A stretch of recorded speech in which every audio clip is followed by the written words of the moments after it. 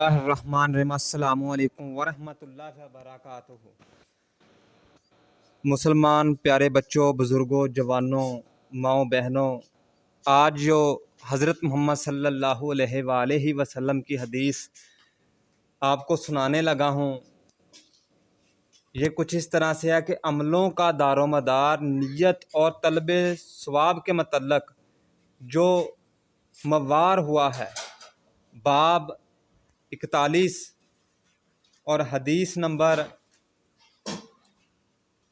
52 ہے۔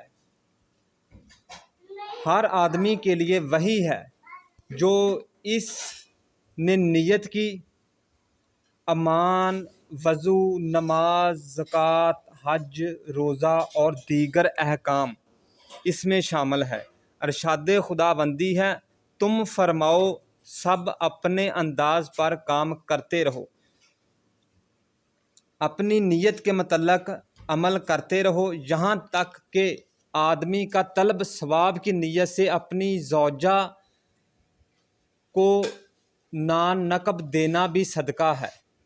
حضرت عمر فاروق رضی اللہ تعالیٰ عنہ سے مروی ہے کہ رسول اللہ صلی اللہ علیہ وآلہ وسلم نے فرمایا، اعمال کا دار و مدار نیت پر ہے، اور ہر آدمی کے لیے وہی ہے جس کی اس نے نیت کی، اور جس نے اللہ اور اس کے رسول کے لیے ہجرت کی، اس کی ہجرت اللہ اور اس کے رسول صلی اللہ علیہ وآلہ وسلم کے لیے ہوگی، اور جس نے خواہ دنیا یا کسی عورت سے نکاح کی غرض سے ہجرت کی تو اس کی ہجرت اس کے مقصد کے ساتھ ہی وابستہ ہے۔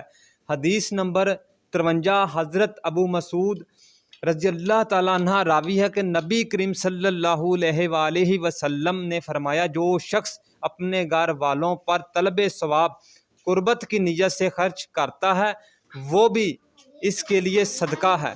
حدیث نمبر 54، حضرت سعید بن ابی وقاص رضی اللہ تعالیٰ عنہ روایت کرتے ہیں، رسول اللہ صلی اللہ علیہ وآلہ وسلم نے فرمایا، اے سعید، تم جو بھی اللہ تعالیٰ کی رضا حاصل کرنے کی نیت سے خرچ کرو گے اس پر تمہیں ثواب دیا جائے گا، یہاں تک کہ وہ لقمہ جو تم اپنی بیوی کے منہ میں ڈالو اس کا ثواب بھی ملے گا۔ سبحان اللہ۔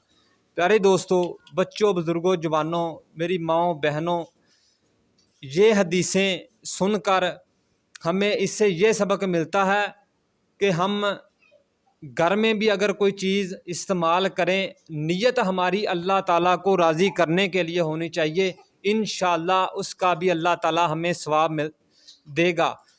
اس حدیث کو، یہ جو حدیث میں حضرت محمد صلی اللہ علیہ وسلم نے ہمیں علم سکھایا، اس پر مجھے آپ سب کو عمل کرنے کی ہمت اور توفیق عطا فرمائے۔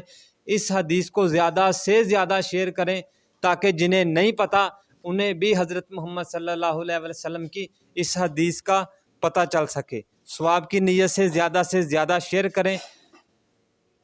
ثم آمین۔ جزاک اللہ و احسن جزا۔